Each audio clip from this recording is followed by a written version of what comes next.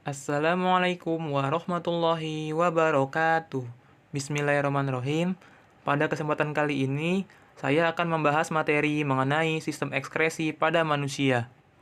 Adapun poin atau rumusan masalah yang akan kita bahas diantaranya adalah: 1. Jelaskan 4 organ ekskresi beserta sekretnya. 2. Gambar anatomi ginjal dan nefron, beri keterangan lalu jelaskan proses pembentukan urin. 3. Gambar anatomi kulit, beri keterangan lalu jelaskan proses pembentukan keringat menggunakan diagram. 4. Jelaskan fungsi hati, lalu proses pembentukan urea dan pembongkaran hemoglobin menggunakan diagram. 5. Jelaskan proses karbon dioksida dan uap air di mitokondria dan proses respirasi intraseluler. 6. Sebutkan 10 kelainan atau penyakit pada sistem ekskresi dan jelaskan. Yang pertama akan kita bahas adalah 4 organ ekskresi beserta sekretnya. Organ ekskresi meliputi: 1. Ginjal. Ginjal adalah organ ekskresi penting dalam tubuh, karena fungsinya membentuk dan mengeluarkan urin sebagai sekretnya. 2. Kulit. Kulit merupakan lapisan jaringan yang terdapat di permukaan tubuh sebagai organ terluas pada tubuh kita. Kulit merupakan organ ekskresi karena mengeluarkan keringat sebagai zat sisa metabolisme. 3. Hati. Hati merupakan alat ekskresi manusia yang bertugas untuk mengeluarkan empedu.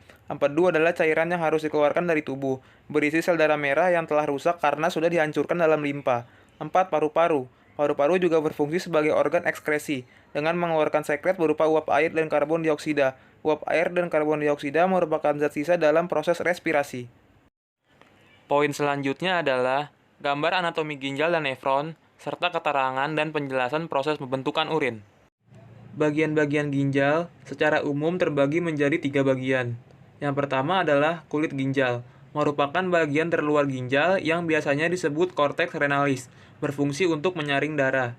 Yang kedua ada sumsum ginjal, merupakan bagian tengah ginjal yang biasa disebut medula, berfungsi sebagai tempat berkumpulnya pembuluh-pembuluh halus yang mengalirkan urin ke saluran yang lebih besar. Yang ketiga ada rongga ginjal, merupakan bagian dalam, biasanya disebut pelvis renalis, dengan fungsi untuk menampung urin sementara sebelum dikeluarkan melalui ureter. Di dalam ginjal terdapat nefron. Nefron merupakan bagian terpenting ginjal karena disinilah tempat penyaringan darah terjadi dan merupakan bagian dari sistem ekskresi pada manusia karena mengeluarkan urin. Nefron sendiri terbagi menjadi 7 bagian. Yang pertama, badan Malpighi, merupakan bagian yang menyimpan kapsula Bowman dan glomerulus untuk menyaring darah. Kedua, kapsula Bowman, ialah semacam kapsul atau kantong yang membungkus glomerulus, berfungsi untuk mengumpulkan cairan hasil penyaringan glomerulus. Ketiga, glomerulus adalah pembuluh darah kecil atau kapiler yang terlihat seperti bola benang. Fungsi glomerulus adalah sebagai tempat penyaringan darah yang akan menyaring air, glukosa, asam amino, garam, dan urea untuk menghasilkan urin primer. Keempat, tubulus contortus proximal, merupakan tempat penyerapan kembali atau reabsorpsi urin primer yang menyerap air, garam, glukosa, dan asam amino. 5. Lengkung Henle, merupakan saluran berbentuk U atau setengah lingkaran dan menjadi penghubung antara tubulus contortus proximal dan tubulus contortus distal. Lengkung Henle berfungsi supaya urin tidak kembali ke tubulus contortus proximal. 6. Tubulus contortus distal, merupakan tempat untuk melepaskan zat tidak berguna lain atau berlebihan dalam urin sekunder. Ketujuh adalah tubulus collectivus. Tubulus collectivus merupakan tabung sempit panjang dalam ginjal yang mengumpulkan urin dari nefron untuk disalurkan ke pelvis menuju kandung kemih. Proses pembentukan urin.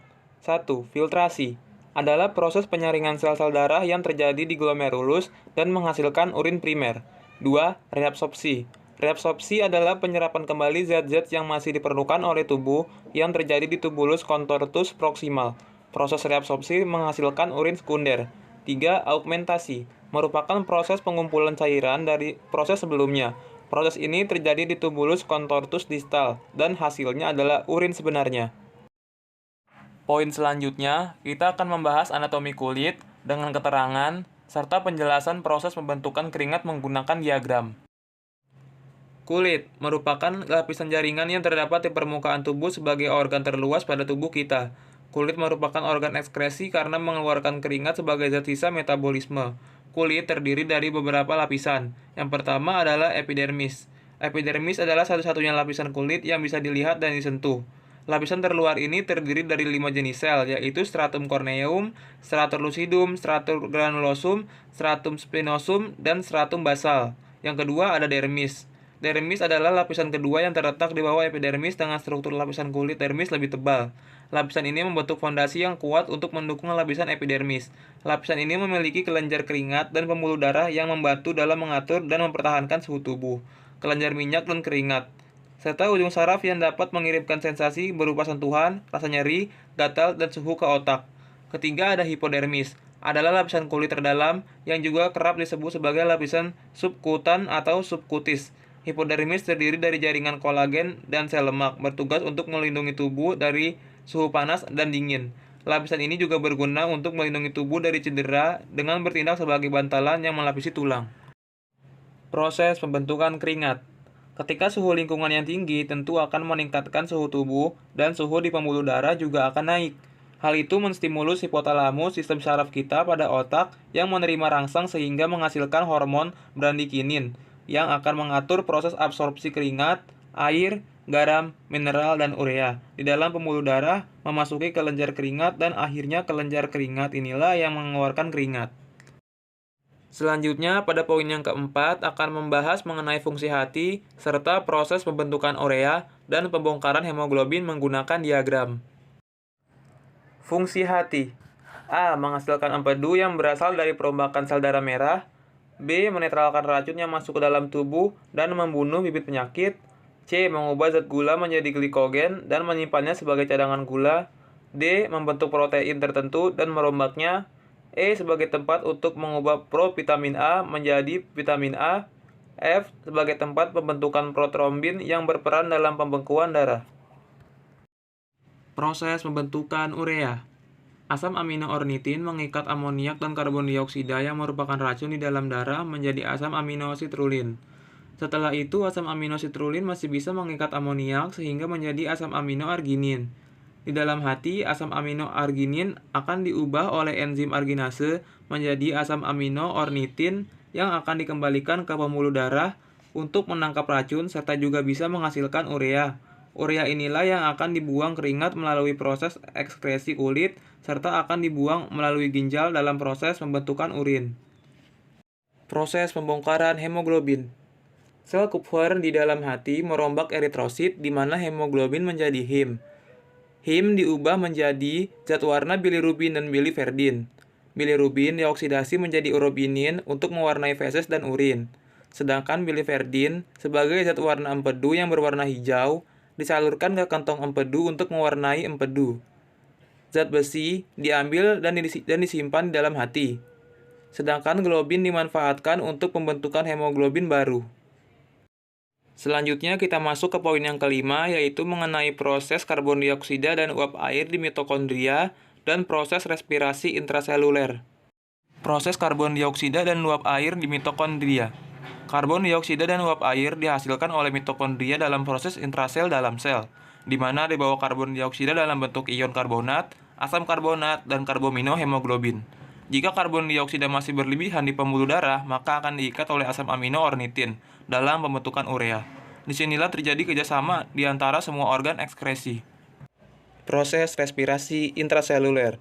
Respirasi intrasel adalah segala proses pertukaran gas yang terjadi di dalam sel, yaitu di mitokondria. Di sana terjadi pertukaran gas oksigen yang diikat oleh hemoglobin dengan karbon dioksida dari hasil sisa metabolisme. Pernapasan intrasel adalah proses masuknya oksigen dari sel-sel tubuh ke dalam mitokondria guna menghasilkan energi. Dalam mitokondria inilah terjadi proses oksidasi biologi. Proses ini adalah proses pembakaran zat makanan oleh tubuh dengan bantuan oksigen untuk menghasilkan energi. Selanjutnya kita masuk ke poin yang terakhir, yaitu mengenai 10 kelainan atau penyakit pada sistem ekskresi dan penjelasannya. 10 kelainan atau penyakit pada sistem ekskresi. 1. Nefritis, yaitu radang yang terjadi pada nefron ginjal karena infeksi bakteri. 2. Albuminuria, yaitu terdapat albumin atau protein di urin. 3. Hematuria, yaitu terdapat sel darah di urin. 4. Diabetes mellitus, yaitu terdapat glukosa di urin karena kekurangan hormon insulin. 5. Diabetes insipidus, yaitu urin sangat banyak karena kurangnya hormon ADH. 6. Anuria, adalah gangguan pada ginjal yang menyebabkan tubuh tidak mampu memproduksi urin. 7. Oligouria, yaitu urin yang dihasilkan terlalu sedikit. 9. Poliuria, yaitu urin yang dihasilkan terlalu banyak. 9. Uremia, yaitu kadar urea di dalam darah terlalu tinggi. 10 gagal ginjal, yaitu ginjal tidak dapat berfungsi untuk penyaring darah dengan baik.